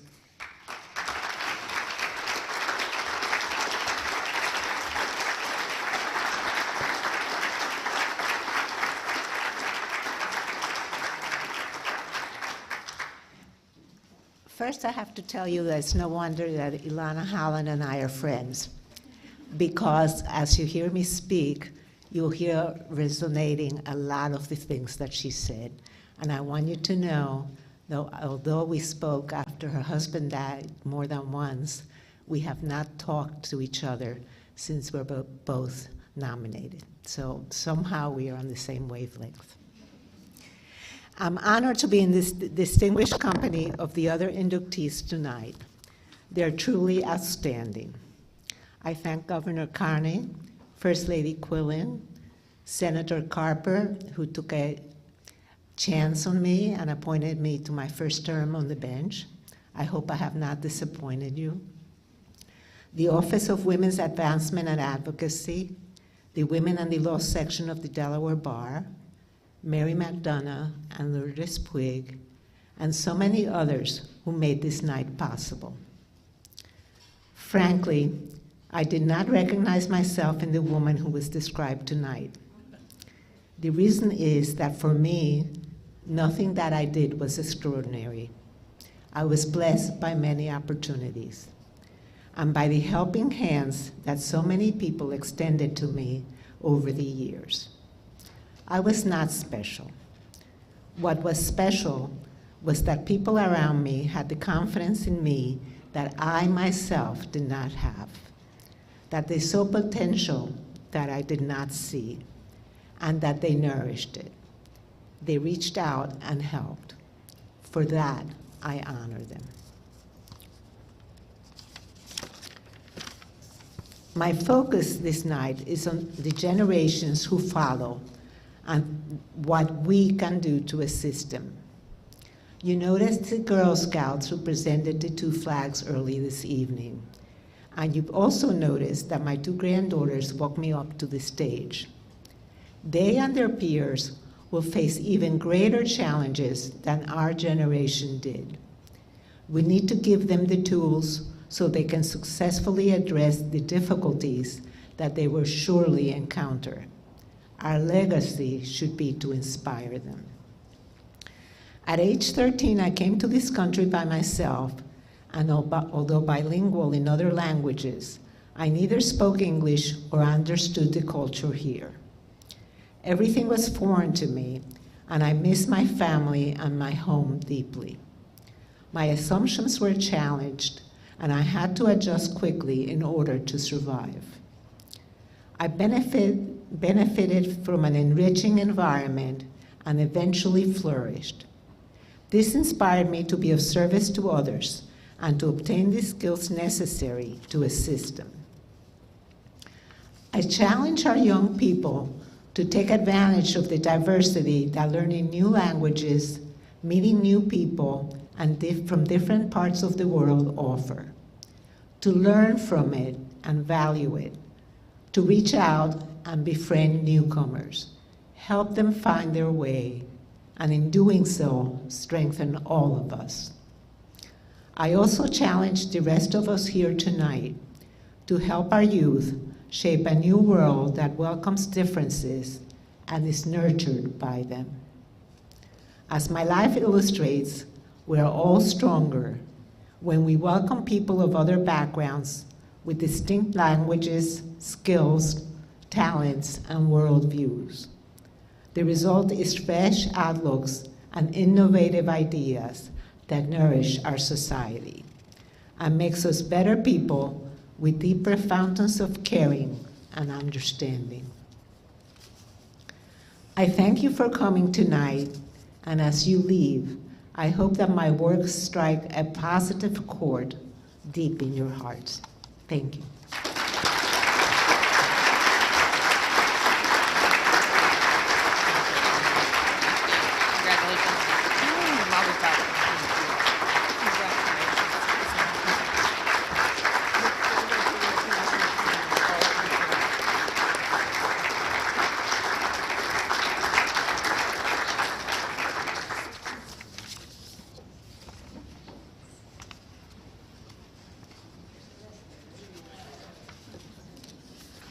Well, I don't have a lot to say, so I shouldn't have to worry about where page 13 is. Thank you, Judge Wasserstein, for being here tonight and for the great work you've done to create change for others and really lead the way in diversity so that we can think differently. Thank you and congratulations to all our inductees. To our audience, we thank you for being here to celebrate our 41st Delaware Women's Hall of Fame. Good night and travel home safely.